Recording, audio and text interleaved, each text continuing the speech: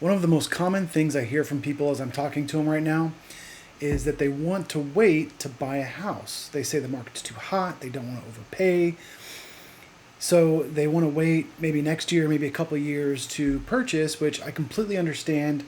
The market's obviously, and I'm going to say it way too many times, it's crazy right now. But what is really the cost of waiting? Should you wait? If you're ready to buy right now and you have the ability, but you just don't want to deal with the stress, what are you really costing yourself by waiting a whole year? Well, I'm Kiel Lindsey, your property geek with eXp Realty, and I want to dive in and answer that question for you today. I want to approach this question or these remarks from two different angles. First is, if you're buying the same house today versus next year, how much difference is that going to cost you? And two, the affordability. If you want to keep your payment the same, how much house can you afford this year versus next year? Now, keep in mind, I don't have a crystal ball. I'm making some educated guesses with these numbers, but if history serves and current market trends and all the reports I'm getting from different sources predicting what's going to happen in the economy and mortgage rates and all that stuff. Anyway, all that being said, here's a pretty good guess. So first, let's take a median price home in Fort Worth today. Right now, in Fort Worth, your median price homes are $292,000. That's up about 14% from 2020. So looking ahead, using a conservative appreciation of about 8%, you can see from the chart that the median home prices should be about $315,000, give or take a little bit here.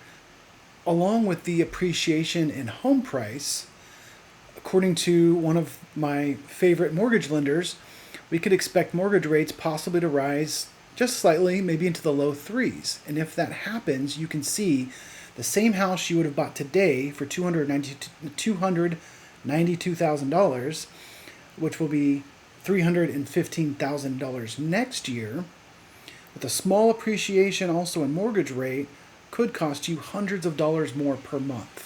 Not the end of the world, but obviously if you can avoid that and get the same house under contract today for less money, less out of pocket, and less expense per month, that's a pretty good deal. Going into the second way we're going to look at this problem is the affordability. Well, let's say you have a fixed budget or you don't expect a raise in the next couple of years, and we're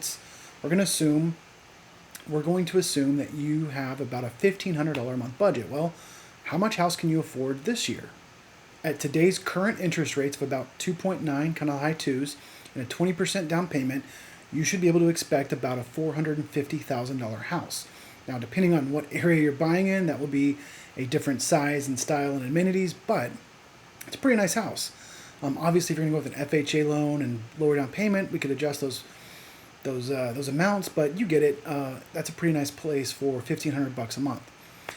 Looking ahead to 2022, with those small adjustments to interest rates going up to the low to mid threes, still using that same $1,500 payment and 20% down, you decrease the value that you can afford down to about $424,000. Now, that may not seem like a lot, $25,000, $450 versus $425, but depending on the area you're buying in, that can actually make a pretty big difference.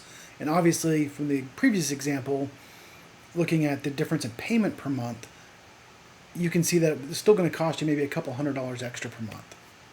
Hey, so I hope this helped out, maybe shed a little bit of light using some numbers. I like to promote knowledge over gut feelings, using data versus emotion when making these kinds of important decisions.